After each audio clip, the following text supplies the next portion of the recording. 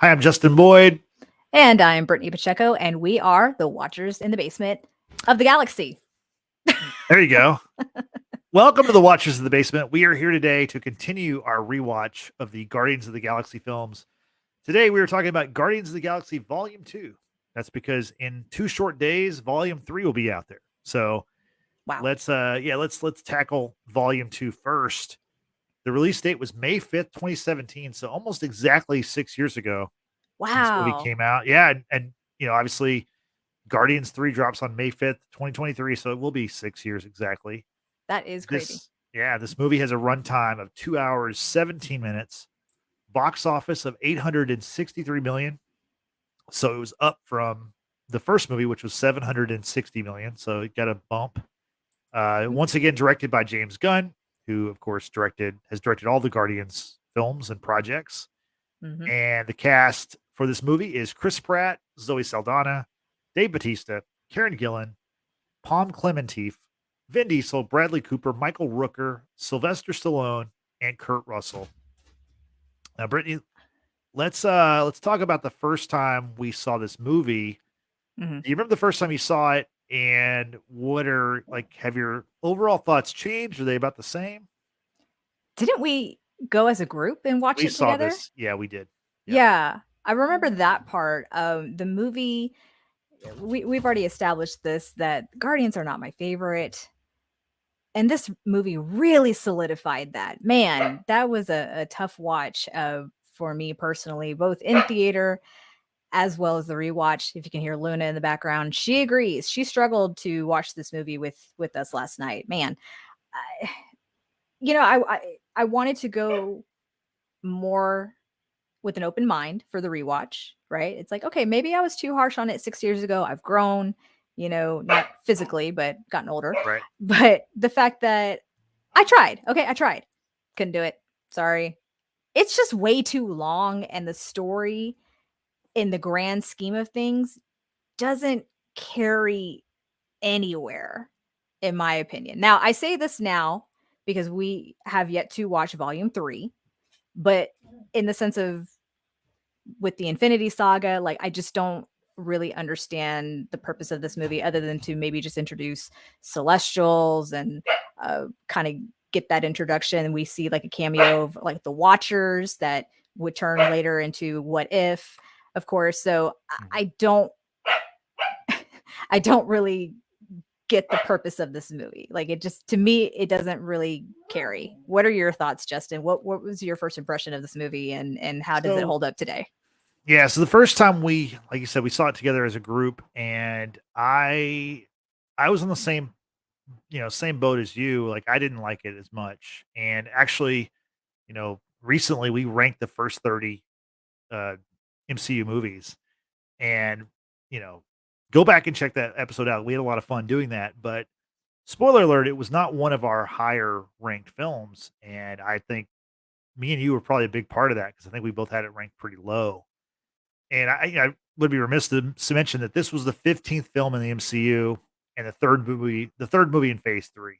So, this is right when Marvel's like rolling. This is like their peak moment of box office domination. And I did not like this movie initially. And because of that, I have never watched this movie again in its entirety until today.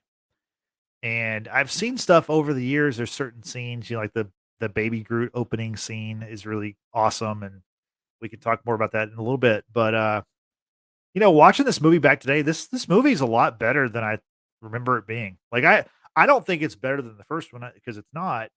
But this movie's not as bad as I thought it was. Like, my rankings would be a lot different, because I think this movie, having watched all the Ant-Man movies now, I think this movie is better than all the Ant-Man movies. I think this movie is better than Black Panther 2, which we had ranked way too high.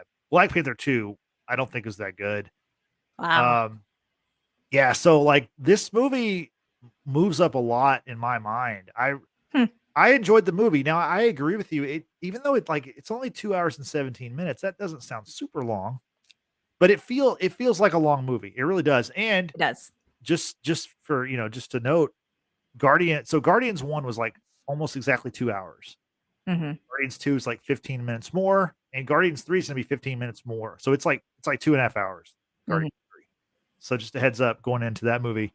But no, I really enjoyed watching this movie, and yeah, there's a lot of stuff that really hit for me that I didn't there's a lot of stuff that I forgot, honestly. Like Mhm. I remembered all the stuff with Ego and obviously Star-Lord because that's the main thrust of the story. Mhm. But a lot of things in there I just did not remember. Like I didn't remember that, that Rocket and Groot were kind of separated from the rest of the team. I'd forgotten about that part of it. There's just Mhm. certain little things in there that were lost over time because like I said, I didn't enjoy the first time I saw this and I never really felt like watching it again. I would see parts and pieces on TV here and there, but I Right. never took the time to sit down and watch it. So this movie has moved up a lot in Hmm. my with my rewatch. Okay. I mean, yes, there are parts of this movie that I did enjoy. And there's some great one-liners from Drax, from Yondu. I think Mhm. there's one really iconic line from Yondu that everyone should know what I'm talking about, but we'll cover that when we get to Yeah. that part. However, for the most part for me, the story just didn't pace well, and that's why it feels so long. And I still feel the same way now as I did 6 years ago when we saw it. But all things set aside, it's not as terrible as I remember. I will give it that credit. It's honestly not that terrible. There's parts in the movie I think for sure that were dragged out way too much.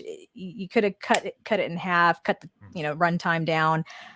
I I'm okay with a 2-hour long plus movie as long as it paces well. Like if it doesn't pace well, you're gonna lose me. And it did. It lost me. I'm on the phone. I'm doing, Mhm. other things. I can tell you that I accidentally backed out of the movie from, I clicked the button on my PS5 controller, and when I backed out, it said how much time was remaining, and I'll tell you exactly where I was.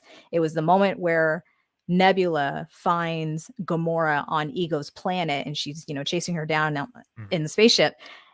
I backed out. It said an hour and 7 minutes left, and I'm like, "Good God, this needs Yeah. to hurry up and be over." So this is like just kind of what I'm saying. Stuff was dragged out too long. I don't know if every single thing that we got in this movie was absolutely needed. Yes, there's comic relief moments, but for me, and I'd love to hear everyone else's thoughts that are joining us in the chat or joining us in the replay. Mhm. Let me know your thoughts. Like, did this movie pace well for it to be a 2 hour and 17-minute movie? Yeah, it's a good question. And speaking of the chat, hello to Mel out there for joining us. We appreciate that. So Hey, hope you're girl. doing Hey. well. Yeah, she mentioned Luna. Luna is not on the mic officially, but you will hear from her from time to time. Probably. But I think that like I said, the runtime's not crazy, but Mm-mm. it makes sense. It's a little bit longer just because of the function of having so many characters. There's so many characters, Yes. and having rewatched this, like I said, I'd forgotten all like every character is kind of served. I think every character served pretty well. Like I really do. I think that you kind of get something for all these characters, and when you have so many characters, that's so tough to do. And I mean, in a 2 hour and 17-minute movie, that's really not that bad. Like, I know it felt longer than it to me, it felt longer than it was, but, Yeah. I mean, that's like, when you're trying to provide, story for 9, 10 characters, that's tough to do, and I think James Gunn did pretty well with this. I really do looking back on it. I think you and I are going to have to agree to disagree on that. Yeah, that's fine. But, speaking of, like, the characters, let's talk about some of the new members of the cast, and the main 2 characters we get in this movie are, as I mentioned before, it's Palm Klementieff as Mantis, Bravo to and you to be able to pronounce that. I'm not even going to try.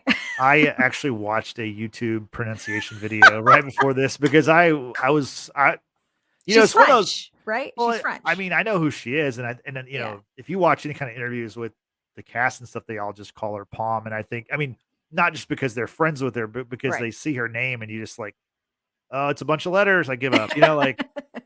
But Yeah. I try to be as accurate as possible. So Bravo yeah, to you. so she is Mantis, who is an Mhm. empath who, spoiler alert, we learn, or I guess we did we learn in this movie that she's she's Ego's daughter. I don't think we know that. No, No, we don't know that. Yeah, it's in the holiday holiday special, special, right? She's but basically just Ego's like slave. In a right, but yeah, she right, did say that Ego hand raised her from her Earth planet, and we can talk about this a little bit more in depth when we get to that point about what Ego's plan was and how Quill plays into all of it. But yeah, she was basically a slave to Ego to try to help him sleep and right. kind of keep his emotions in check. Shout out to Yesenia, who's here in the chat today, joining us. Appreciate you being here, Yesenia. Hi, how are you? Yeah. So for Ego, he uses Mantis. I use melatonin. So probably similar. Like Same, it's just not a same. person. Just not a person. Yeah. Yeah. Get it at HEB or Kroger. I mean, we're not sponsored by anybody, so we're Sponsor us. right. You know, if Whole Foods wants to jump in, sure. I don't Hey, go there, but yeah, we would love the sponsorship. Whole Foods is affiliated with Amazon, so by extension, like that would be super cool. I do contribute a lot of money to I do too. as my Yeah. brother and mom refer to Jeff Bezos as Uncle Jeff. That's what they call him. Oh When God. they order something, they order it Hilarious. from Uncle Jeff. So Yeah. Hey, also shout out to Christian of McDorks. He's yep. in the live chat. Hello, And Christian. Yesenia's in there too. Yes, I mentioned that. Oh, She's sorry. here. Yeah. So appreciate to everyone in the live chat saying hello to each other. Christian, not a fan of Whole Foods. That's unfortunate. Whole Foods is okay. And yes, he Works for does Amazon. work for Amazon. So Well, sponsor us. yeah, we would love that. I mean, no one provides better coverage of the Prime Studio show The Boys than us, I believe, in the whole world. You know Like what? I appreciate that. I think you're right about that too. Yeah. Yeah. I'm looking forward to the spinoff whenever that the Gen Z or whatever, whenever that no, it's not Gen Z, Gen V. Gen V, yeah. Gen V. It The comes out this summer, I college. believe. Yeah. So Yeah, can't wait for that. exactly. But back to the Guardians Volume 2 and talking about Mantis, in this movie, now this is something I didn't forget, was the relationship between Mantis and Drax, which is it's a pretty big part of the movie, right? Yeah, it Like is. what are your thoughts on their kind of back and forth and him being just incredibly rude and mean to her, but like he's just trying to be he's literal as possible and Yeah. she just doesn't understand interaction. So Oh my it god. makes for an interesting pairing. It is. A quick shout out to Angel Prado. Yep. I Good to sorry. have you. I apologize if I mispronounced that, but hey, appreciate you being here. First time here. We hope you enjoyed this. We have a lot of fun here on the Watchers in the Basement. Inviting you to hit that subscribe button, hit the like button for this video. We talk a lot about pop culture. Today it's MCU. Next week it's going to be Succession. So join us. We appreciate it. Everyone here in the chat saying hello to one another. It warms my heart. I love this. I'm here for the size of Groom in this movie. Oh, size of Groot. I think you mean Yesenia. Groot. Yeah, she corrected herself. So appreciate it. So Angel. Okay, Angel, I know who you are. Yes, Wizard of Main Street over on Instagram. Appreciate you being here. Sorry, I totally spaced out on that. So once again, appreciate you being here. So tell us what your thoughts are about Guardians of the Galaxy Volume 2. To answer your question, Justin, about the dynamic between Drax and Mantis. It's hilarious. It's absolutely hilarious. You got one character who's quite literal in the sense of pretty much everything, and then you have Mantis who is just kind of like gullible, if you will, and Drax can pull like a practical joke on her when she asks him, "Can I please pet your puppy?" referring to Rocket, right? Rocket doesn't like being called a raccoon, a rabbit, a vermin, a rat. He does Called Krabby Puppy. He's called I think triangle faced monkey, I believe, yes. Ego. Yeah. By Ego. Yeah, Right. exactly. So, I mean, Rocket just, he gets called all these things, but Mantis refers to him as a puppy and asks Drax, "Hey, like, can I pet your puppy? He's so cute." And Drax is like, "Yeah, sure. Right. I have a dog. I would let anyone, I mean, I won't let anyone, but I would probably let people pet Luna." But then Rocket just snaps at her and she's, and then you see Drax over dramatic laugh. That was a practical joke. I just invented it. It's like, dude. And then she starts laughing. Like, I don't know if it's that uncomfortable kind of sort of laugh, but their dynamic is funny. It's strange, but it works. Yeah. Yeah. I don't know. What do you think about the two of them? I like how, he starts it off by saying that, she looks hideous and she's horrifying to look at. And, he says stuff like, he calls her a gross bug lady. But then, Oh, go ahead. well, I was gonna say when she wakes him up from his sleep to tell him Yeah. the all important reveal of ego, and he's like, "Listen, I try to lay you down easy." And then he starts like retching in a way, and she's like, Mm. "What are you doing?" He goes, I'm imagining like being physically intimate with you." I'm like, "Dude, I'm gonna need you to take a chill pill. Like, you're just being straight up rude." Oh my goodness. So Angel here says, "I'm not normally on YouTube, but I love Guardian series. One of those series where the sequel does not ruin the first one." Oh, interesting take. Okay. I have strong feelings about this movie that are not in favor of this movie. Also, not a huge fan of Guardians. Sorry. Justin feels differently. This rewatch kind of helped him change his mind a bit. Yeah, I mean, I love the Guardians overall. I always thought Right. this movie was the weakest entry of all their time. I mean, Mhm. even I mean, I like Thor: Love and Thunder, so like I think me and you are kind of the same, but we enjoyed that movie. So I don't think that like I mean, their time is very short in that movie, but I've always enjoyed the Guardians. I just like I said, I didn't remember this movie being very good, and I going back and rewatching it, I was wrong. Like or things change, people change, and I don't know. I just enjoy it a lot more now. So. I Um, think I think Christian's appalled that I don't care for Guardians, saying we need to talk backstage. And I'm like, I said what I said. We apologize for Brittany take on Guardians. That's fantastic. Yeah. Sorry, y'all. This is probably the most unpopular opinion I will have when it comes down to the MCU, but yeah, sorry. But, with Mantis and Drax, they're both these like lovable characters, like but she's not used to having any interaction with anybody. Mhm. And obviously he is just they're both such oddballs that it's a nice pairing for the movie. I mean, at the end, obviously they care for each other a lot. There's the part where Drax is like carrying her and he's like in that quicksand of the planets imploding or whatever is happening. Honestly, there's so much CGI stuff that Oh you kind of yeah. just they kind of turn your brain off and you're like, what is that? Just colors. I mean, it looks good. No, I mean, Yeah. I'm not like bringing it down, but it is one of those things where you kind of glaze over like what? But no, he's like carrying her, putting her above him as he's like sinking. And Mhm. then, at the very end, he mentions that, that she's beautiful. And then he's like on the inside, like he has to, they have to That's like keep that joke going. Yeah. like He a just, yeah. backhanded compliment. Like, Right. just how dare you? He, Angel says the scene where Drax tells Mantis to watch out after she's been hit yeah, had me that's rolling and funny. still gets me every day. Yeah, that. Yeah. I completely forgot about that from the original time watching the movie. But, Yeah, yeah, he's got to keep that. He wants us to be, it's very clear that he does not find Mantis attractive.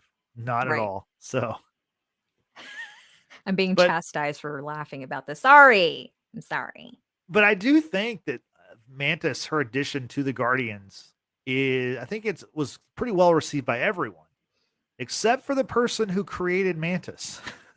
So the co-creator of Mantis, a guy named by Steve Englehart, comics Mhm. writer, he was disappointed with the character's portrayal, saying that the character had nothing to do with Mantis. His quote Hmm. was, "I really don't know why you would take a character who is distinctive as Mantis and do a completely different character and still call her Mantis." So Hmm. I can't speak to the comics. Yeah. I have read a couple of Guardians comics recently, but they were post MCU, and so I think it's like anything else. These characters they change over time. A lot of Right. the things that we know about even the most famous characters, Superman and Batman, have evolved over the years. So I think James Gunn. Speaking of Superman, he's going to be doing the next Superman movie. But I think the reason why he enjoyed picking the Guardians and Peacemaker and, the oddball Suicide Squad members Is it is because they're because misfits? they're misfits, but also they're characters that you can kind of mold in whichever way Hmm. you want them. Whereas like with Superman, like yes, Superman's kind of evolved over the years, but like now we all kind of know who Superman is, right? He's Just a little bit. from Krypton, lands in Kansas, raised by this farm couple and Kevin Costner. Kevin Costner, right? Sorry, the sirens are on my end. Yeah, but we get it. I mean, we you know, Yeah. because of these stories, you know, you get to know Right. who these heroes are, and obviously it's no different than with Guardians. I am not a comic book reader. I've said this many a time on several podcasts, but I do appreciate the characters that we get from the MCU. It- just Guardians are not my top ranking favorite characters. I sorry. That's fair.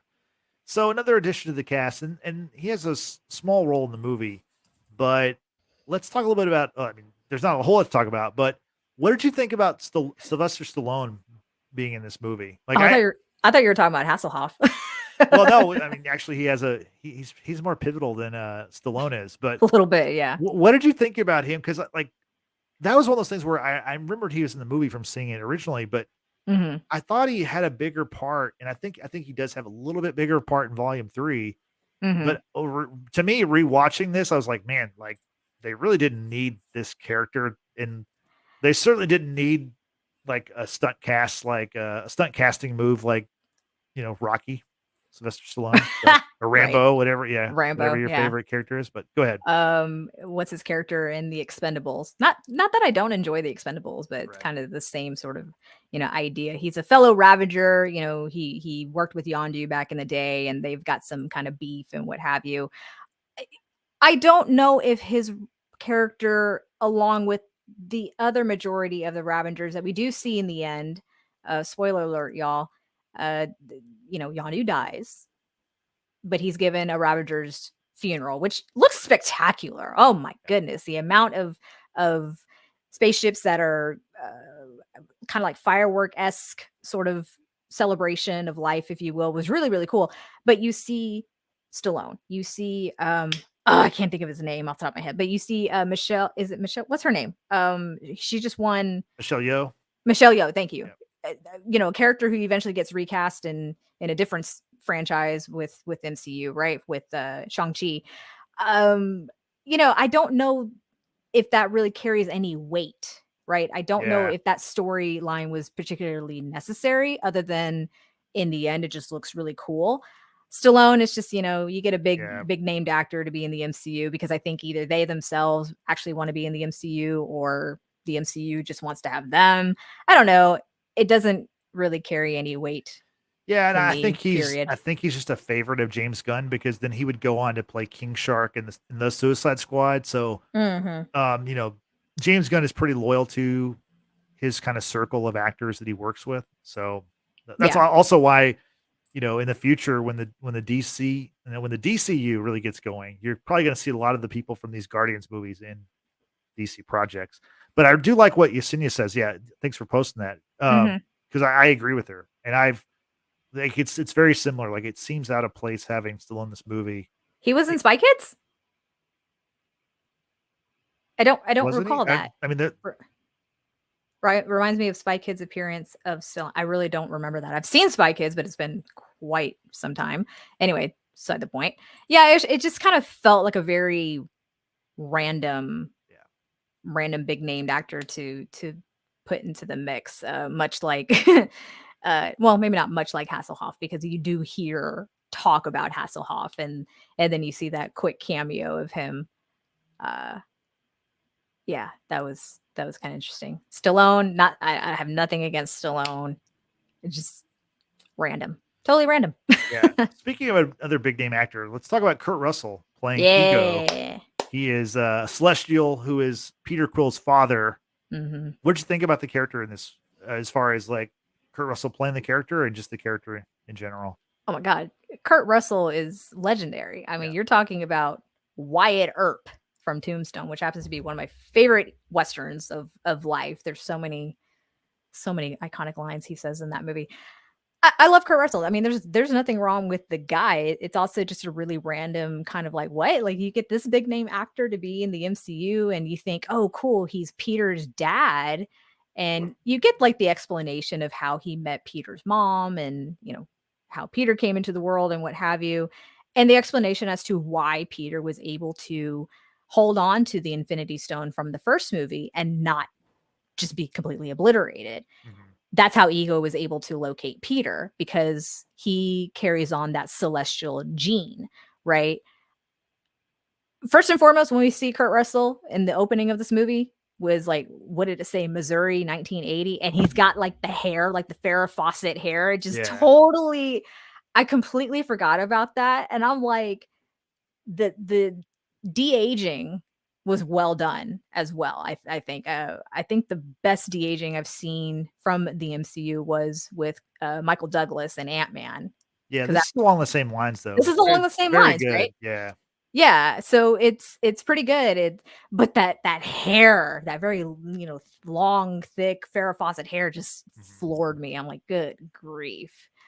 And then to see him again, when Quill and company meet him, and he still kind of has that same hair. It's grayed out, what have you. But uh, Kurt Russell, just Kurt Russell. What Y more can I say? He you know plays a what really good villain too. Yeah, he does. He really Hmm. does. You know what floored me in that opening scene with Ego on Earth is they showed a Dairy Queen. Now, Dairy Queen, like, I can't say I mean, I'm sure there's movies where Dairy Queens are appear in a movie, but I can't think of one off the top of my head. The reason why I mention that is I'm from a very small town in Hmm. Texas, and that is a staple of small town Texas. Literally every small town in Texas has a Dairy Queen. Like, Just one. my town had under 4,000 people, and we're having a Dairy Queen, and the town next to Yeah. us has a little bit more, has like 6,000 people. They have a Dairy Queen. And then, I mean, it's like every little town in Texas has Dairy Queen. So to see Dairy Queen was like, wow, that's kind of crazy. And then the fact that like Dairy Queen had like, giveaways, Hmm. like a fast food tie-in with the movie, which got me to thinking like, you don't see fast food tie-ins with movies as much anymore, right? No, Like, you don't. it's really strange because back in the 90s and early 2000s, that was like such a huge part of it. I mean, Oh God, yeah. like the Batman toys at McDonald's or whatever, the Batman like glasses for Batman Forever, those are like Hmm. famous. I mean, like, honestly, some of the like the best made little glass cups you could get. Like, they're We're really from cool. McDonald's. Yeah, you need I don't have one with me. It's at my parents' house. We have a couple of them. They're really cool. And Yeah. they look brand new, and we've used Yeah. them for years. But Man, no, there's like I miss the 90s. yeah, there's you don't see tie-ins with these big movies anymore. I don't really Mm-mm. know why that is. On the subject of Dairy Queen, Yeah. it's always been a staple in my life, growing up here in Texas. Yeah. I will willingly admit I've never ever had a blizzard. Oh, I've And had many. if y'all are not familiar with blizzards, it's basically like super ice cream in a cup, and when you flip it upside down, it does not fall out. Like, it's thick. So Like, it's think thick. about what that does in your body. No, Well, I know no, what it does to it's me. It runs through me, so. no, it's right. Yeah, we're getting a little personal, but no, blizzards are great. Again, if Dairy Queen is watching or listening, we would love to be sponsors Sponsor us. because, like the commercial says, DQ. That's what I like about Texas. So yeah, we could sing that also. But no, moving Please on. don't. Like the song Brandy is in the Mhm. opening, and it's kind of weaved throughout the movie. It is. And this is so obviously Awesome Mix Volume 1, the songs Mm, that were in the first movie. I think that Volume 2 is just it's not as good. You know what I'm saying? no, Like, I it's a agree. little bit of a step down. The I think the music or the songs are more like deep cuts as opposed Yeah, to they are. the first movie. They were kind of bigger hits, but it Mhm. it does fit that same aesthetic that James Gunn's going for. So Sure. I think it fits. And then also whenever you're talking about you know ego, the part where he is explaining to Peter, how he met his mom and all that stuff, and it's almost like claymation. That's Mhm. You remember that part? Like, that is like looks so impressive. Like that. It is. Where he has, like, the different kind of egg-like Right. housing, and he's explaining his story about, I don't know where I came from. I don't know, like, who created me, why, Yeah. but I learned to manipulate the matter around me, and thus he created his planet. He's connected to his planet. Literally, his brain is in the center of the planet, but he wanted to find life outside of his own little domain, right? And so he created what he thought a living being would look like, Farrah Fawcett hair and all. And he travels to other planets. He travels to other planets and he plants his seed, quite literally, on all these other planets. And the whole idea is he's trying to expand himself. He, even though he's a celestial, I guess there still is a timeline for celestials. He basically wants to live forever. He wants to take over, right? Yeah. And Quill's mom was someone that he, I guess, genuinely may have loved. He visited her several times, and he said to Quill, if I visited her that one last time, I wasn't going to be able to return. He goes, he had to come back to his planet, otherwise his form would deteriorate. And then, like, the big reveal of what Ego did to Peter's mom gutted me. Like, I remember the first time when we watched this, right? It just absolutely gutted me. Angel poses a good question here in the chat. He goes, but was he genuine? Yeah, that's a fair question. Yeah. Was he genuinely in love with Quill's mom? What do you think, Justin? It's hard to say, honestly. It's a total toss up. It really is, because with the name Ego. Yeah, I mean, obviously, as we see later on, there's all these like skulls of all these other dead, children or whatever. So obviously, he moved on from Meredith Quill. So yeah, it's honestly that's a tough call. I'm not sure. Yeah, and to that point, Angel, did he perhaps genuinely love Quill's mom? I don't know, because being a god, and if you love someone, do you put a brain cancer in their body to kill them? So probably not. That's the question I was going to ask, because rewatching it, I still don't think is it totally clear. Like, so he put he gave her a brain tumor to obviously kill her, so that he would never want to come back to Earth. Is that? I don't know if it was reasoning? that. I don't know if it was that, or because she always referred to him as being from the stars, or being an angel, or like, was she at risk for outing Ego and revealing his true self? You know what I'm saying? Like, yeah, but I don't think a lot of people would believe her. Well, no, because they thought she was crazy, or they thought because Right. of the brain tumor that's what was causing her to say these things. If it's hallucinating, I don't know. Of all people, that brain tumors and brain cancer are a very touchy subject for me. But with the idea for Quill to learn, because he was getting on with his dad really well. He was learning about his heritage. He was learning that he too could wield the power of Eagle's planet, right? He was able to create like some sort of force out of his hands. He created a ball. You play catch with your dad. That's, I guess, had a catch with his dad. Yeah, that was about. Yeah, that so they're playing catch. Cool. But then the big reveal of Ego saying, "Yeah, that's why I had to put that brain tumor in your mom," because he's trying to get Quill to come over to his side to say, let's do this together. Let's take over the universe together, whatever. And it seems like Peter is just so brainwashed. He's like, yes, master, whatever you say, master, kind of thing. But then he hears about his mom. He's like, what the F did you just say? Like, you killed my mom.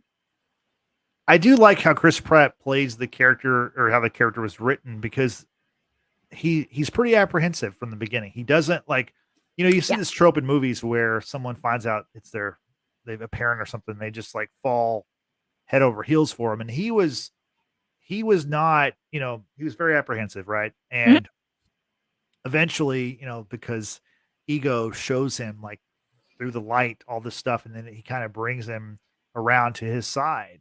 But I did like that he Peter didn't automatically just go, oh, there's my dad. Now I'm, I have peace in my life or whatever. He was still like questioning, like, hey, what's this guy really doing, or what's he up to? And right. What's his ulterior motive kind of thing. And I think that plays probably more to real life than just like, oh my gosh, my dad who abandoned me, he now wants to be a part of my life, where I feel that real life situations could probably be very similar to what Peter was experiencing in the movie. Mhm. Angel poses a really good question. He says he's having trouble. He's having difficulty, excuse me, remembering the plot of the first movie. Did the dad want Quill to continue his work, or was the dad hoping to take over Quill's body in some way? I I I don't think any of this was in the first movie. No, Ego wasn't in the first movie. Right.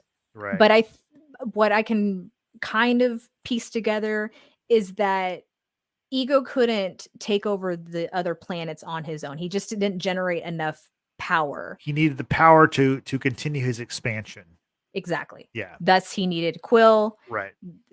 2 is better than 1, even though Quill is he's half celestial, half Terran, as he says, or Terran. Mhm. And I think ultimately, if he went through the plan, Peter would probably have died like in the process because he's not full celestial, right? Yeah, I mean, he wanted Peter by his side, but he says, like, "You can just be a battery," and it's kinda Yeah. apropos given, you know, Rocket stole the Rocket batteries stole the batteries at the beginning from the Sovereign. from That the kind of Sovereign, is the yeah. reason why the Sovereign are chasing after the Guardians. So, Right. batteries, is a big theme in this movie. But yeah, Mhm. Ego needed Peter's life force or his power source to continue his expansion of the universe plan.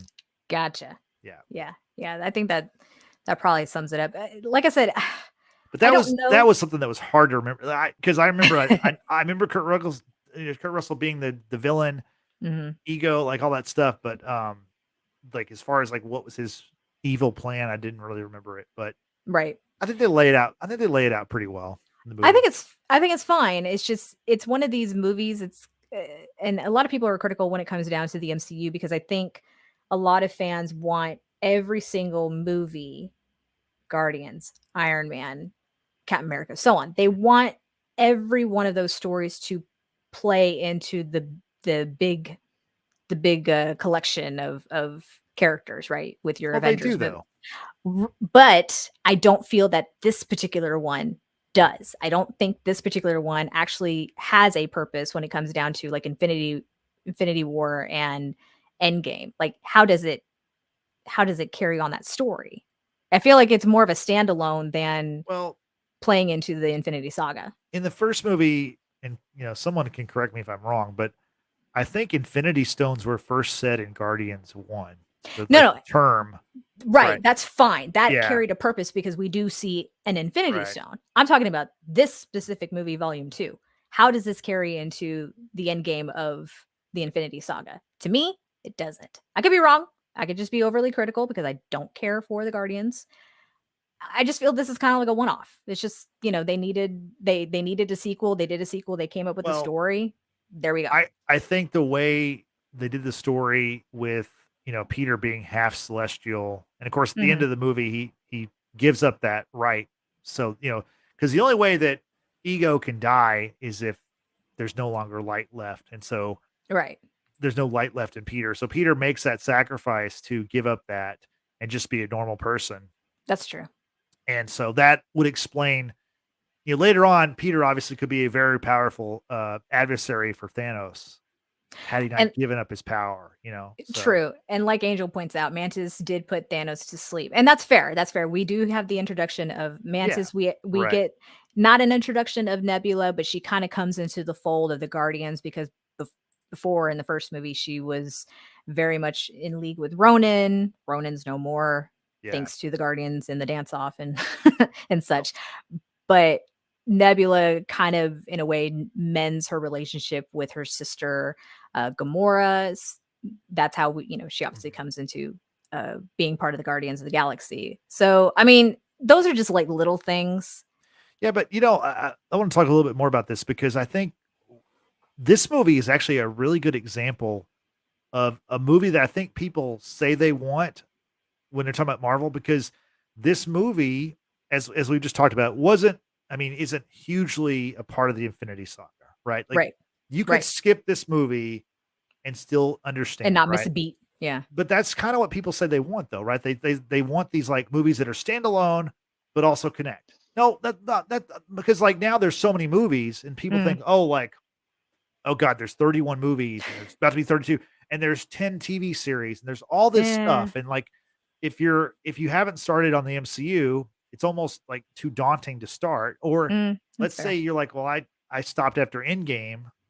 It's like, well, where do I pick up? And it's like there's so much has come out in the last couple of years. So to me, this movie, for all the people who are complaining about, or wanting a standalone kind of Marvel movie, this is kind of a standalone, but there's enough little parts that connect. Like it's kind of perfectly done. I really think that. And from Okay. what I've heard about Volume 3, and I'm seeing it tomorrow night, is it doesn't have a lot of connections to the Infinity, or I mean to to the multiverse saga either. So Right. it's kind of a standalone thing where like you could just watch the three Guardians movies as a trilogy if you wanted to. Now, Mm, I think you're gonna need some context of what happened in Infinity War and Endgame, and even maybe some 11 Thunder to understand how the Guardians got from point A to point B to point C. But yeah. I think this series, or this trilogy of Marvel movies, with Marvel characters, might be the most standalone of all of the trilogies. It Possibly. might not really be close if we really, and we could talk about trilogies for Marvel another day, because now there's we have several There's now for several. Yeah, characters. Yeah, so for sure. So, real quick, I want to share comments from the live chat. Yesenia says his reaction to his father, I'm going to say killing his mother, is yeah, foreshadowing to Endgame reaction to Gamora's father's choice. So, we're talking about Thanos, yeah. like Thanos killing Gamora. Okay, I think I follow. I follow. And then Angel says, Well, no, I'm wondering. she's talking about Peter's reaction. Peter's reaction to Yesenia, if you can clarify, because I'm having a problem processing. Sorry, it's been a long day. um, Angel says, I'm wondering how the success of the MCU continues after this saga, though. The Thor one recently was meh, and I'm hoping Guardians 3 delivers. Angel, I would definitely encourage you to check out our, what was it, Justin? Our ranking of the MCU. At the time, it was The the first 30 30 movies, the movies, first yeah. 30 movies. We talked a little bit about Thor, Love and Thunder. We have some different opinions from our fellow watchers. We also did a movie review solely on Love and Thunder. I'd love to hear your thoughts on that if you ever want to check that out. Spider-Man, McDork says. Spider-Man. Yeah, but Uh, there's a lot of Tony Stark in those movies. Like the that's first two true. movies. I mean, the first one, Tony Stark is a living character who is, Peter's mentor, and then Hmm. in Far From Home, there's symbolism everywhere of Tony being of Tony's death from Endgame. Right. So, and you know what? To me, I like And then No Way Home characters. had a lot of Doctor Strange. So, Yeah, I mean, this stuff should be connected. Like I think Marvel's done it right, and like if people yeah. are complaining about, if you don't like that stuff, then don't watch it. There's other stuff, but like to me, they've done it the right way, and that's like now that's why DC is going to do the same thing with James Gunn Mm, over. Like it's going to be an interconnected universe, which is what the comics are also. Like that's just how it is, and that's what makes the most sense. So yeah. I got you. Christian says there are, but it doesn't need the history of all the movies. I mean, I can see that. For me, I'm just kind of with like continuity and kind of thing. Christian, you know me, I kind of tend to be nitpicky about some stuff. So, moving on back to volume 2. We've just talked about ego a whole lot. Um, Justin, where do we go from here? well, I want to talk about, with ego. You kind of touched on it when Peter, when ego tells Peter about killing his mom, Hmm. and then he crushes his Walkman, and that is like Hmm. a that's where Yeah. Peter's like, you shouldn't have killed my mom, and squished my Walkman, and then that just ignites the final scene, the final battle, which when they're fighting each other, like and Ego's in human form, it's pretty cool. When Ego Right. becomes a full blown planet, that's when it kind of gets wacky, where you're just like, how do you Yeah. fight a planet that you're inside the planet, but you're fighting? I mean, it was, I don't know. It's that part of it's kind of wonky for me. But Yeah, what that's did you true. think about the in battle between Peter and Ego? It was way too long. I'm sorry. It was just way too long. Like I said, the moment that I accidentally backed out from watching the movie and it still said I had an hour and 7 minutes or so remaining, we're getting to that point where that end battle is about to begin, because you have like the side little battle of Nebula and Gamora. They're trying to sort out their issues, and then something happens with Ego that Gamora is all like, what is happening? Rocket, who's been separated from the rest of the Guardians for a period of time, also learns the true nature of Ego thanks to Yondu, because it turns out that Yondu, who we saw from movie 1 or volume 1, abducted Peter, but he was supposed to deliver him to Ego, but caught wind that Ego was like killing off all his offsprings, and so he decided to keep Peter instead, right? Ultimately saving his life. But again, the true nature of Ego is shared with everyone. Band together, cool. We're gonna fight, Ego. We're gonna fight a planet, because that makes sense. Groot, I think, is the best thing in this whole bit, because Rocket has to explain to him, all right, see this little device? There's 2 buttons on here. You push this button, you don't push this button. Right. Goes through the whole plan, right? Explains it to Groot and says, okay, which button are you going to push? Groot goes, I am Groot, and it's the one that you shouldn't push. No, yeah. like you dummy. I think that's the best part of this whole situation. And then of course, Yondu coming in with his one-liners is just wonderful. But that whole sequence was like really long for me. What about you? Yeah. No, and going from Ego to Yondu, it's kind of perfect, because Yondu tells Peter at the end, whenever Yondu makes the sacrifice to save Peter, he says, he was your dad, he was your father, but he wasn't your daddy. He wasn't your daddy. Yeah. And then Yondu talks about how he was, glad to, or he said, I'm damn lucky you're my boy. Then he sacrifices himself. I thought that was really well done. I thought the Yondu inclusion in the movie was, obviously he was in the first movie, but yeah, I think that character was well done. And I'm interested to see what happens in volume 3, and if he somehow makes some kind of flashback cameo or something. Ooh, yeah, I hadn't considered that. Yeah, with Yondu's kind of character arc, I actually appreciated that sort of development, because when we were first introduced, it's he's the guy that kidnapped Quill and raised him to be a Ravager, and they have some kind of beef in volume 1, and Quill kind of does a double cross with handing him the Infinity Stone, but it's not, it's a troll. Back when were trolls like a thing? In 70s, 80s? I mean, definitely before my time. But I think Trolls was like 90s. Oh, was it 90s? Okay, well, either way. Yeah. Well, that can't be, because Quill was taken in 88. So yeah, maybe it's like late 80s. It might have been like a regional thing. Like, I don't remember. That's true. That's being very big here in Texas, but who knows? Yeah. Beside the point. Yondu has like an affection for like little knick-knack type things and what have you. But then at some point between his interaction with Sylvester Stallone's character, there's a riff, and then there's kind of like a mutiny with his crew, and he's a captive. His whole the people loyal to him are killed off. They're shoved off into space, right? And he kind of feels defeated, and Rocket's there as well, and they're okay, we're going to make the great escape. Groot has to be told time and time again what he needs to do in order for Yondu to get his little arrow device thing that is controlled by whistles. Still an impressive talent, I might say. I don't know if Michael Rooker can actually do that, or it's dubbed. Still really impressive. But the whistling, or controlling the air with his mind or with his heart? Both. We actually find out. Both. Yeah. Right. Yeah, both. That's really impressive, Michael Rooker. If you ever watch this, cool. Yeah. So Michael Rooker,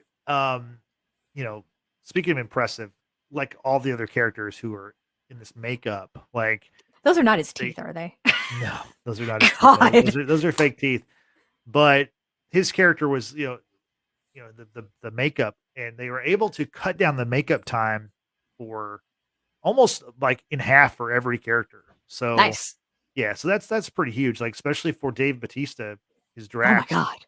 It only took 90 minutes to apply his makeup for Guardians of the Galaxy Volume 2, whereas it took 4 hours for the first film. So they figured out a way to cut that in half, and it saves, 2.5 hours each day that you're saving on that. That's pretty awesome. But But back to Michael Rooker, his death was kind of, I guess, at the time people thought he was going to die based on the trailer or whatever, and so he spent time on the set of Avengers: Infinity War to counteract the rumors that he was going to die in Guardians of the Galaxy Volume 2 because there's Brilliant. always like these like set leaks and set photos and Mm, stuff like that. So he was trying his best to keep that a secret. I'm not sure that was like a huge thing. Like, I mean, Yondu is great in this movie, and yeah, for he's a sure. big part of the Guardians story, Mhm. but I don't know that like him dying.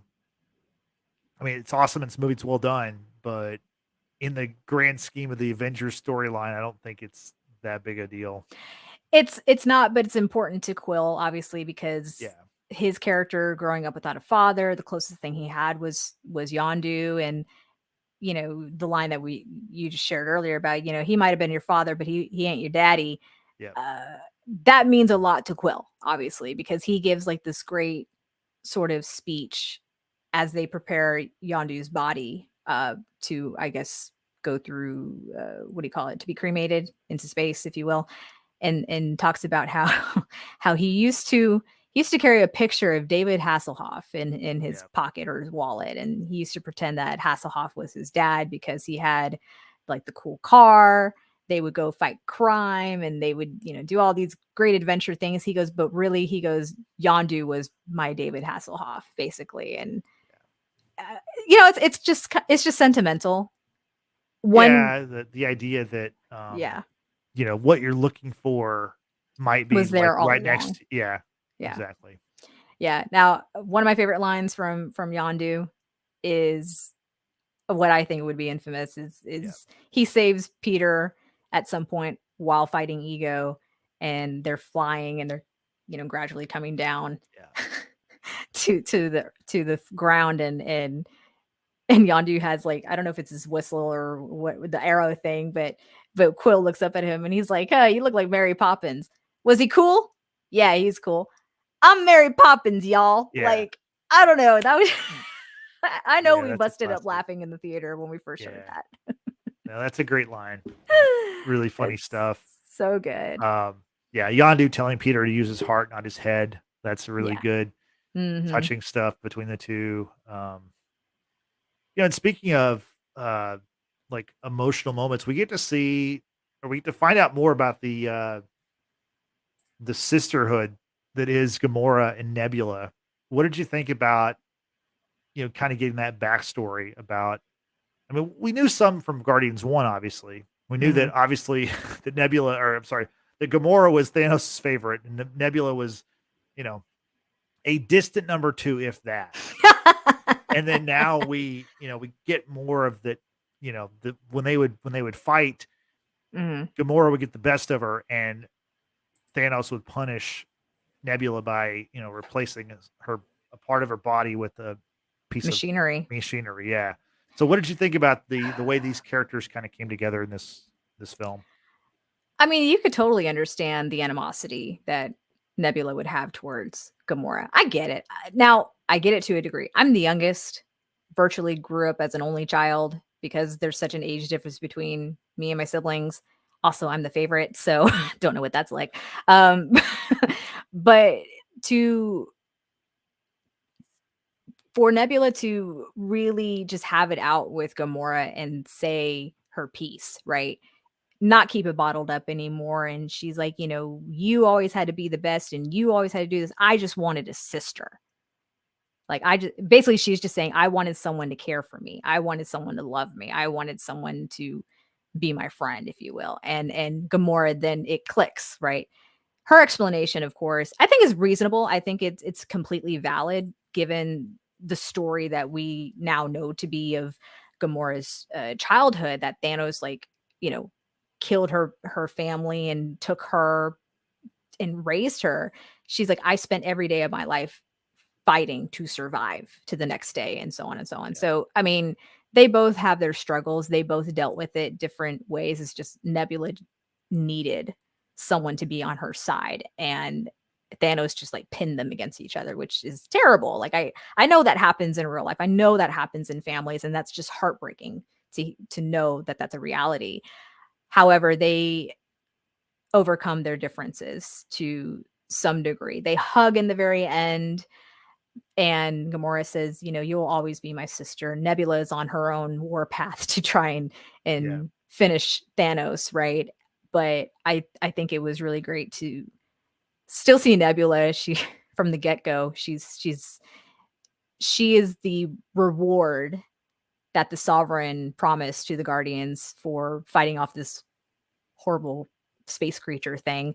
And Nebula is like, give me some of that, whatever that fruit was. And they keep telling her, no, it's not ripe enough. It's not ripe. It's not ripe. And when she finally takes down Yondu, when the mutiny is about to happen, right? She tells the remaining Ravengers, like, follow me, if you will. It takes a bite out of that damn fruit or whatever that she wanted, and she spits it out. It's not ripe. It's like, bitch, everyone was telling you that. Exactly. She's great. I think Karen Gillan is great in this movie. I love her. Yeah, she gets she has really good lines. Like she's not a comedic character, but she does have some great lines. It's just a dry delivery, and I live for that. I'm with that. Her facial expression. So good. So from that relationship to, let's talk about Groot and Rocket. So in the first movie, in the first movie, Groot is a tree. He's a 7-8 foot tree. He is basically like Rocket's protector. I mean, Rocket's clearly the leader and the brains of the operation, or the brains of the two. But, Groot obviously is a physical imposing force. In this movie, Rocket is basically kind of protecting, or like, watching over baby Groot, who is, one of the cutest things we've ever seen in a movie. I mean, from the opening credit scene where he's dancing as the Guardians are fighting that beast or whatever, to, the part where Yondu and Rocket are imprisoned and they're trying to tell baby Groot to go find the prototype Finn. Yeah, his Finn and his arrow, and and Groot just brings back everything but that, like Yondu's underwear. Yondu's underwear. Yeah. And of course, you mentioned the button scene where he's like, "Don't push this one, push this one." He's like, "I am Groot." He's like, "No, that's the one I said not to put." Yeah. So and apparently, baby Groot, still voiced by Vin Diesel, y'all. Yep. Baby Groot apparently has a potty mouth. That Rocket says at some point, we gotta talk about your vocabulary, or your your just however you talk. It's awesome. It's Yesenia's right. Groot brings the eye of, is it Taserface? Is it no, not Taserface? Not Taserface. Yeah. Oh God, Taserface. Terrible name. Terrible name. Yes. Oh, also, was it a toe? Like a severed toe? We don't talk about that, but yeah, that was also another thing. Yeah, baby Groot is adorable in this movie. When he's getting picked on by the Ravagers and stuff's being poured on him, like, you feel for him. Like, that's just, and he's just walking away, so sulking, and just, it's like, do you want to help us get out of here? It's just so sad. Yeah. So sad. But he's feisty. He's feisty as well. Yeah. I do like whenever, he says, I am Groot, one of the million times he says it, and Yondu's like, what did he mean? And Rocket said, he said, "Welcome to the freaking Guardians of the Galaxy," but he didn't use freaking. Yeah. Freaking. Yeah. That's what the follow-up is. We got to work on your vocabulary. Yeah, it's Baby Groot's is awesome in it. And speaking of kind of like just lines that are shared, I want to go back to Drax a little bit, because aside from being someone who takes everything literal, he also had some great, one-liners as well. Beginning of the movie, the Guardians are waiting on the space monster to come and, battle, right? And they're all wearing some sort of protective chest piece that Rocket made for them. And I don't know if it was Quill or Gamora who questioned Drax, like, why aren't you wearing it? And he tries to kind of give like a reason, like a legitimate reason, I think. And then it's like, I have sensitive nipples. And then to follow up with that, when they're on Ego's planet and it's about to, be bombed into Kingdom Come, for Drax to escape to the spaceship, it's he has to put on that armor, right? Because it allows him to fly up to where he needs to go. And as soon as it latches onto him, he's like, my nipples. I don't know why that's so funny to me, but it is. I like the part where Drax, like, whenever Peter first meets Ego, and Drax learns that Yondu wasn't Peter's biological father, and he's like surprised, and Rocket's like, one of them is blue. Like, you actually thought. I don't know. Oh. The characters are so great together. Like, it's definitely this like band of misfits that becomes a family. And this movie is, in the first movie they kind of form this family, and this one they try to like figure out how to make it work. Mm-hmm. And that's kind of like crux of it that's all. the through line for the whole trilogy, and really for all their appearances in the MCU. It is. I mean, there is a very touching moment, you think, from Drax about, I think Nebula says that none of you are friends, and Drax says, no, you're right, we're family. He goes, and we don't leave anyone behind. He looks at Mantis, basically like saying, including you. But then he looks at Nebula, he goes, except maybe you. Right. She's just like, morons. Like, just I'm surrounded by idiots. Yeah. And we talked about earlier when Mantis woke up Drax, the first thing he said was, I like a woman with some meat on her bones. Like, he's trying to push her away. And yeah, that's a great line. That's a great line. One of my favorite lines was also when Peter finds out his powers. Now he's immortal and he can do anything with light. And he's like, get ready for an 800-foot statue of Pac-Man with Skeletor and Heather Locklear. I'm going to make some weird shit. And then later, as a payoff, he turns into Pac-Man when he's fighting his dad. It's real quick, but it's real quick. Yeah. Oh.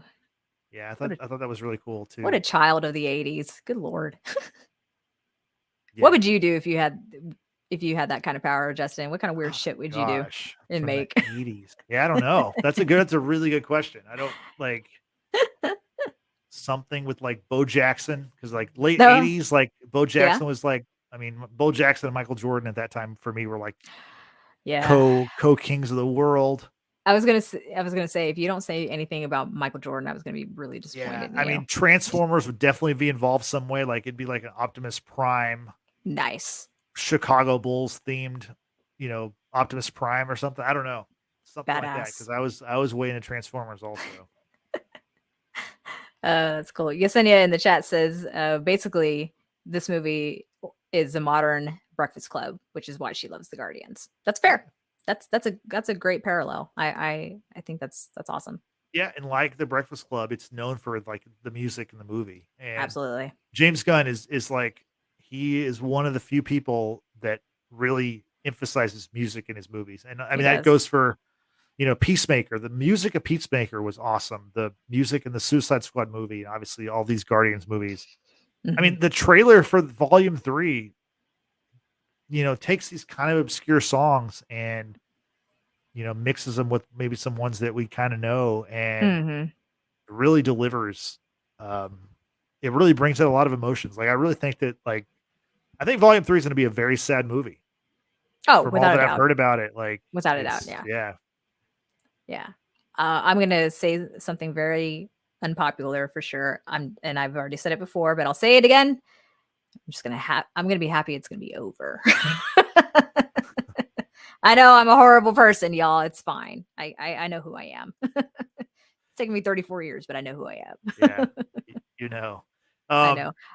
But the music, you're right, they've always done a really good job with the soundtrack. And while this one for Volume 2 doesn't hit quite as hard as Volume 1, it's still good music. Can't deny it. Speaking of music, at the very end, Kraglin gives Peter a Zune. My question to you, did you ever have a Zune? I did.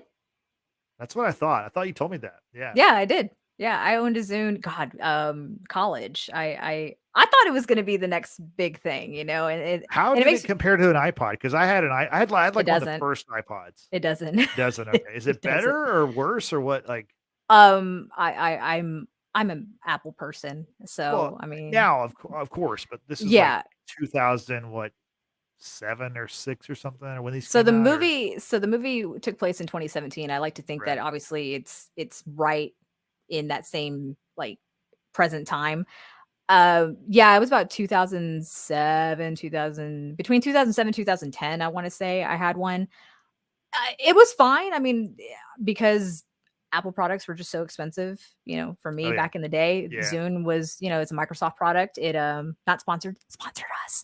But the fact that it was something I could afford, something that held a lot of music, which was great. It did have like a subscription basically where I'm trying to remember how it worked out, but I did have a Zune to answer your question. It was fine. It had the touchscreen ability. I could play, games on it as well if I wanted. I think I could log on to the internet. I don't Wow. remember. It didn't last with me for very long. Not that I broke it or I didn't take care of it. It doesn't compare to when I got, I think, my iPhone. So Yesenia says about 2008. Yeah. I was late in the game getting an iPhone, right? The first iPhone came out in 2007. I was like maybe in my 20s when I got my first one.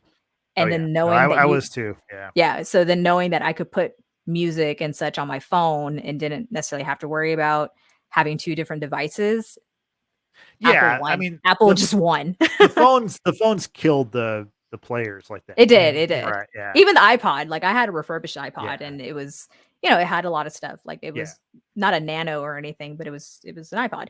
Yeah. I Um had the iTouch, which was like mhm, right before the touchscreen phone, I think, really yeah, got going. Right. Yeah. yeah. So Yeah, I had the shuffle back in the okay. day. I had the Cool. shuffle. So, but the Zune, yeah, the Zune, I always thought it was funny. I'm like, well, how were they able to get that? Yeah. Was Apple not like willing Well, to no, they chose Zune to make a joke about it to because, make a like, joke? as Got it. Kraglin really sells it to Peter. He's like, "Hey, this is what everyone on Earth is listening to," which is a joke, it's of it's course. why it was in a junk shop. Yeah, and he's like, "Yeah, it's got 300 songs on it." Peter's like, "Oh, 300 songs." Like, he's That's, like, I mean, it's now, impressive. granted, like if you were a kid from the 80s and then someone gave you a device that you could put in your pocket that you could have 300 songs on, like think about, a tape would have Yeah, like 12 maybe. You're 12. like, wow, Uh-huh. like that'd be Yeah. double live album might have 24 songs or something, like that's I just have want to know how he 300 charges songs. it. I just want to know how he's going to charge Yeah. it. Well, I would say his power, but he doesn't have that power anymore. So No, he doesn't. yeah, Yeah, maybe he regrets that. probably. It's time to charge it up. Oh man. But it was a cute moment between him and Groot as the movie is concluding. Ravengers are showing up for the funeral. He's listening to his, songs on the Zoom. And I think it's Brandy, right? No, that was when Ego No, squished the Walkman. No, it right. was I can't remember the song he was listening to, but Groot like climbs into his lap and Yeah, he's it's like reaching up for like let me listen and they share like a almost like a father and son kind yeah, of that's moment, because the I think the song. song was also very, Yeah, like, o on the nose about that. it was actually called Father and Son. I think it was by Yeah. Cat Stevens. So Cat Stevens, yeah, you're right, yeah, right. you're right. So, Yeah, very sweet moment. yeah. Let's talk about the mid-credit scenes, and I say scenes plural because there's Yeah, 5 of them, which has gotta be the record. I didn't look this up, but I that's mean, they're insane. all very brief and they're all like kind of there's not a whole lot to them. There Mhm, one of them obviously teases Adam Warlock, which we're gonna finally get in Guardians Volume 3. mhm, Aisha talks about creating Adam, which is like the next yep, next step in the evolution of the sovereign people. mhm, Uh, Kraglin, he is he's now taken up Yondu's telekinetic arrow and the control fin, and he's practicing. And of course, he stabs or he yeah Drax. mistakenly stabs Drax with one of them. That Yeah, was pretty funny. that was We pretty good. have the Ravager leader, which is played by Sylvester Stallone, Sakar O'Cord or O'Gord, I guess. Sorry, it's a Mhm, tough one to say. He kind of reunites with all the other uh, Ravengers. Ravengers, mhm. Yeah, They're like, "Let's go steal some shit." right. And then you see Groot grow into a teenager. That Mhm. which I mean, that's a hell of a growth spurt to go from like a baby to you know now he's the size of a human person. Like I that's mean, didn't that kinda happen to you growing up? You said you grew, like yeah. There 3 was one feet summer where one yeah, summer? not 3 feet. No, I didn't. I didn't double in size in one summer. No. Uh, But you had a big growth spurt one summer. yeah, but Yeah. yeah. So I don't know. That's a tremendous growth spurt that Baby Groot Yep. or Groot It's underwent. So, yeah, for sure. but I guess it was like needed, or maybe I don't know if it was needed because you could kind of pick up the next time that they're involved, and It he's would be well, Infinity War. So yeah. So I guess they did need to like do that in this movie. yeah. Kind of made sense, yeah. Yeah. Yeah. And then the final one was there's a group of watchers who leave Stan Lee hanging up there on space. As So he's telling stories. yeah, Poor Stan Lee. Yeah, that was there were a lot of little credits in there. I and I'd forgotten nothing. about that too. I've forgotten about there were so many of them. Mhm. The only one I remembered, and the reason why I remembered it is because everyone's mentioning because Adam Warlock is going to be in this volume 3. Is people I don't remember any mention? of it. I just because it's the gold people. I remember that part, but I remember there was some hint of them saying Adam and everyone freaking out Mhm. that Adam Warlock was finally going to be in the Guardians. So I think Frank was probably the yeah, one freaking out when we first saw it because he's like, "Oh my god, Adam Warlock!" We're like, "Whoa!" yeah, Adam Warlock is a big character in the comics. Yeah, I think It he plays is, a big role yeah, in Infinity War or in the Infinity Saga or whatever something. it's called in the comics. He plays a big role in that. Where Hmm. obviously that didn't happen in the MCU. Right? But we should Yeah. have Frank with So us next week to talk about that. So that'll be exciting to get his we, reaction to Adam Warlock making his way to the MCU. yeah. And one last thing, not so much a mid credit or end credit, but quick cameo. Howard the Duck makes a return in this movie on the planet where Yondu meets up with Sylvester Stallone's character, and I'm like, God, Howard the Duck. Still can't believe it's a Marvel, a Marvel character So does Cosmo the Space Dog, all in a picture only. in a picture only. Yeah. Yeah, you're right. I mean, Cosmo's fine. Dogs always win. Howard the Duck, not so much. Yeah, they're really trying to like rub it in our face that Howard the Duck is a Marvel property because it's like, It's terrible. It's one of I the mean, worst movies I've ever seen. yeah, it's not great. It's not No, great. So it's not. It's it's just it's bad. not nearly as good as Guardians of the Galaxy Volume 2, in my opinion. Yeah. Okay. Okay, Brady, let's do final thoughts on the movie and let's do Guardians of the Galaxy Volume 3 expectations. Okay, so in order, volume 2 final thoughts. I will agree with you, Justin, once again. This movie on the rewatch was not as bad as I remember it to be. For me, ultimately, what really dissatisfies me is the pacing of the movie, making it feel much longer than what it actually is. I just don't think the story really holds up in the end. Action scenes are great. The CGI, I think, for the most part, is great. Special effects, all that jazz. Uh, but overall, it's still not one of my favorites. It's never going to be. Just based on the amount of time that I checked my phone while watching this movie and just hoping we were getting to the end. Yeah, it's just not going to be one of my favorites. Sorry, y'all. Yeah, and then for me, it definitely was better than I remembered. Mhm. And it's a little long, but I think Yeah, the characters are all well served. So and I I think enjoyed it. Enjoyed the I think rewatch. Yesenia would agree too. She says she loves the development of characters, but not as fun as the first one. Yeah, That that's a perfect summary. that is a really great summary Yeah. putting it together. And then Brittany for volume 3. What are you thinking? Expectations for volume 3. Listen, I am of the mindset of no longer going into any movie, MCU or otherwise, with any expectations because I'm just setting myself up for disappointment. I don't want to do that because in the end I'm going to come out really pissed off. I can't believe I spent money on this and what have you. So no, I have no expectations whatsoever. I am guessing for sure that one or more characters are not going to survive. Yeah. And that's pretty much all I can say when it comes to expectations. There's going to be characters that won't survive. Who? Can't say for sure, but it's gonna be a thing. Yesenia's over here crying already, it Yeah. seems. She says she's gonna be a mess. Poor Yeah, I thing. think it's gonna be very emotional. I think that there are certain characters that, like Drax, I'm pretty sure we can say 99% chance he's Yeah, done. he's done. Dave He's made it Bautista's publicly known. Dave Bautista's done. Yeah. I don't think well, the thing is it's a different Gamora, but I know Zoe Saldana doesn't want to do Gamora anymore, doesn't want to play the Mm, character, or would like to move away from that. I okay. don't think we're going to see her. I mean, obviously with James Gunn leaving and going to DC, like I think that you know, I don't think all the characters are going to die. Like I feel like Groot No. will survive. I think Yes. Rocket will. I know they're trying to like tell us in the, obviously, The Groot, trailer makes you right? believe otherwise. Rocket is maybe the main character of the third movie, but I think he's gonna survive.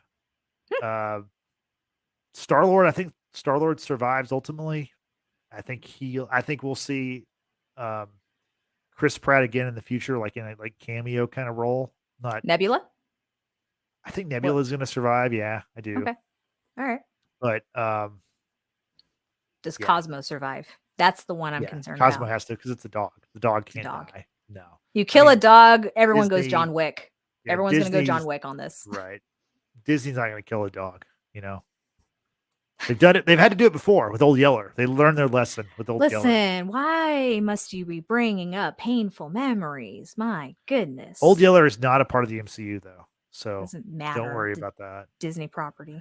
Angel says no, crying face emoji. Yes, I know. It's going to be difficult for many. Me, couldn't care less. Yesenia says we have holiday specials they need to survive. The holiday special is great.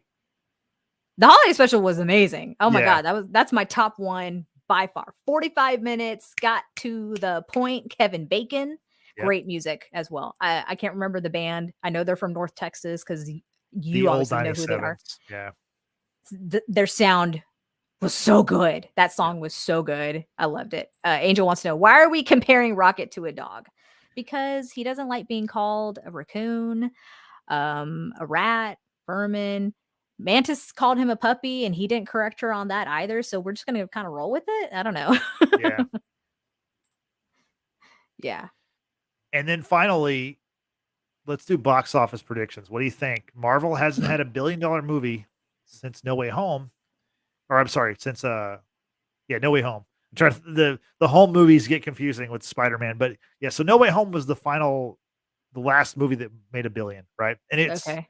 a co-production between Sony and Marvel, so I guess it's not even technically a full Marvel movie. Last year at this time, around the same date, Doctor Strange and the Multiverse of Madness came out and almost made $1 billion. It made $930 something million. Yeah. Do you think that Guardians 3, the final Guardians movie, will top $1 billion, given that the first one made 750 or so, this one made 860? What do you think about Guardians 3? I personally could go either way. I say it could top $1 billion solely because it's the final in their trilogy, right? I think a lot of people, it's beyond me, really like the Guardians. They like Chris Pratt. They like all, everything. They like the story. Cool. Good for you. I am very happy for you that this movie is coming out. I think just because of the popularity it's gained over the years, that's why it could gain $1 billion. On the flip side, I say it will not gain $1 billion just because a lot of people feel with this phase and this new saga that we're in with the MCU, a lot of people feel that Marvel's losing its steam, right? They're running out of gas. Yeah. They don't feel that the stories are fleshed out. The movies don't look as good as they once did. A lot of people are just very critical about phase 5 at this point, especially with Ant-Man kicking it off. And a lot of people just weren't really thrilled with that movie. Right. Honestly, it's a toss-up. What are your thoughts? So we just had a movie cross $1 billion. Super Mario Brothers just crossed $1 billion this past week. And there haven't been, the movies, they're not making, obviously Avatar 2 made $2 billion or whatever. It's, Avatar is just the greatest thing ever, apparently. I guess we're just going to miss out forever because everyone loves Avatar but us. But I do feel It's hard to predict a billion, but I'm going to say this does reach a billion. I think this movie is going to be hailed as like, oh, Marvel's back because I think James Gunn is really good at what he does, and I think the fact that it's his final movie with Marvel for at least for 10 years or whatever, Hmm. unless they do like a DC Marvel crossover, which could happen at some point. But Maybe. I think that this movie will be compelling. I think that people will like it. I think the key to Marvel movies making over a billion is getting the hardcore fans to see it more than once because Yeah. you look at Marvel movies, they kill the first weekend. I mean, Ant-Man had a Oh yeah. huge opening weekend, Hmm. but no one went to see it the second weekend. And I mean, Yeah. I was one of those people. I didn't hate the movie. I thought it was okay. I thought it I wasn't liked it that fine. bad. Yeah. Yeah, I liked it fine. But the key is to get the repeat viewing and then Hmm. obviously to get the general audience to interested in it. I think this movie has a chance. I think it will get a billion. I think it'll just get right at that mark. I mean, I think it'll make more than the previous one, which made 860. So I think it's going to get to Yeah. a billion. Yeah. Well, and this is a slightly biased opinion, but when you have the likes of Arnold Schwarzenegger in your corner, Schwarzenegger being Chris Pratt's father-in-law, and he said he liked the movie, he was proud of Chris. I think people are just interested based on what Terminator had to say. Maybe. So Maybe. maybe. Let's check it in with our live chat. So Yesenia does not think Yeah. it'll hit a billion. She I does like think Flash is cut it at the pass. well, so Yesenia, like I don't know if you've been watching lately, but I am like The Flash is the movie I can't wait to see. Like it I comes out hope it June does not 16th. disappoint. I don't think it will. Like Okay. anyway, it comes out June 16th. So there's enough runway for Mhm. Guardians to make a billion or make a ton of money before the Flash starts. And Fair. I think the Flash will be better than Guardians 3. Oh yeah. Yeah, probably. I think it will make a billion, Yeah. but I'm not a DC fan, but no, I will agree to that. I will but agree to that. yeah, I think Guardians has enough time to get it done before the Flash hits theaters. So Yeah. we'll see. I don't think the thing is Guardians will definitely make more opening weekend than the Flash will because the Flash, Oh you know yeah. what, the Flash will have a big opening for DC, but because DC has disappointed and like been underwhelming for a long time, Yeah. I think the Flash is going to be a word of mouth movie, much like last year how Top Gun Maverick just kept on playing and picking up steam. This Yeah. movie has kind of the same thing with the return of Michael Keaton, 1989's Batman. Like that's going to get a lot of people back in the theater who couldn't care less about the DC EU or the future DCU, don't know any of the other characters from the other movies. The fact that Michael Keaton's back in the suit, he's got a new Batwing, the classic Batmobile's back. Like that's just awesome. And then, Yeah. there's another Batman in the movie. Ben Affleck's Batman's in the Mm, movie. There's a couple of Flash characters in the movie. Like I think it's going to be awesome. But back to Guardians, I think it'll be such a strong movie that the word of mouth and fans like us are going to go see it more than once. And that'll get it to a billion. Moving on to Angel's comment, I wonder if it's just a threading story throughout. Like Thanos, battle was the consistent story through each, but I don't know if that exists for this next iteration. I, you know, I get it. And Angel, I know you're new to our channel, and we do very much appreciate you being here and sharing your thoughts with us. It's been great to hear, your take on things. We've Justin and I are of the belief that with this phase, this is a rebuilding phase. Obviously, we lost a lot of great characters at the end of Endgame. Tony Stark, Captain America, uh, you know, Scarlett Johansson. Just kidding, Black Widow. Black Sorry, Widow. but we lost a lot of great, well-known characters. Right. This is definitely a rebuilding phase. We also tend to advocate that Marvel is not losing steam. What they've had to do is shift, obviously, because with the Disney Plus platform, they've had to create shows, to support that catalog, things of that nature. So, shifting from solely making movies to making movies and shows, that takes a lot. That takes a lot of, Yeah. production before, during, after. And so I definitely feel you have to lay down the foundations, of course, of these characters in order to build that story. I think Kang is a really great adversary. It's a separate subject to talk about what's going on with the actor who's playing Kang, things of that nature, and that maybe we'll do a separate pod talking about that one day, Justin. If y'all If are they interested in replace him that, or whatever, yeah, I think that maybe, Whew. yeah. Yeah. But I think definitely you have to lay down that foundation and get people to care about these characters and see how all of it's going to play into the ultimate boss, the boss fight with Yeah. Kang. So, So Justin, you want to add on that? yeah, I'll just say that I don't think this movie is going to have anything to do with the multiverse saga outside of I the agree. fact that we have a different Gamora from what happened in Endgame, right?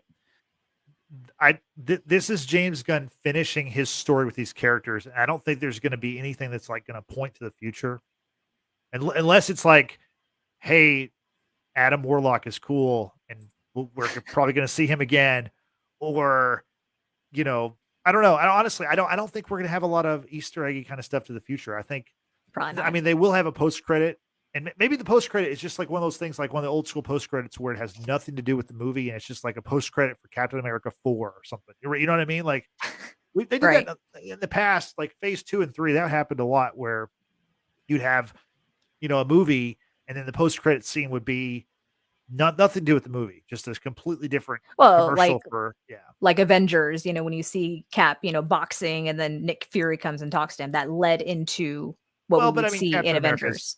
is an Avenger. You know what I'm saying? Like there's You know what I'm examples of trying to that. say. Like the twins, that one Oh from yeah, that was cool. like they weren't in that. What movie was that? Was that Winter Soldier? I don't remember. They made But their appearance in Age of Ultron. right, Their but actual appearance, but I think the right. tease was at the end of Winter I think Soldier, it's I Winter think. Soldier. Yeah. So They I all start blending in together. we might get a post credit like that points to the multiverse, but the movie itself is going to be the finale of the Guardians of the Galaxy story Yeah, and James Gunn's story with these characters. I And agree. I think that's I going to agree. appeal to people. I think that's what people are Mhm. saying they want, right? They want just these great stories that aren't necessarily connecting to stuff and aren't commercials for other stuff. So this is Mhm. it. This is going to be your shot because the Marvels, which comes out in November, it's the next MCU movie after Volume 3. It obviously will have things that point to the multiverse saga, to the next Avengers movie and all that stuff. Yes. But no, this is a Yes. finale for these characters, I would think, Yes. by and large. For sure. Yep. Absolutely. So, definitely like to hear everyone's thoughts.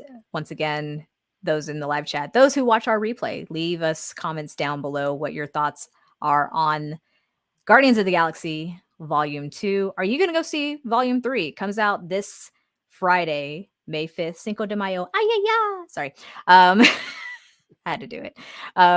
We're Did you definitely though? going to, I mean, kind of. Yeah. I don't know. It's fine. It's Yeah, it's I'm good. being Hispanic. Shut It up. was good.